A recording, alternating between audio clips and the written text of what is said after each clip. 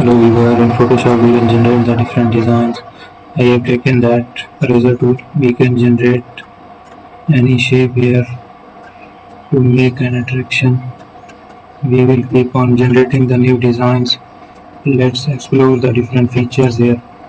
We will try to make that designs. I will use the shapes here to make it. So we have to use the further designs, explore a feature there. Let's use that shapes. We will try to have a feature, add some different structures. So there we have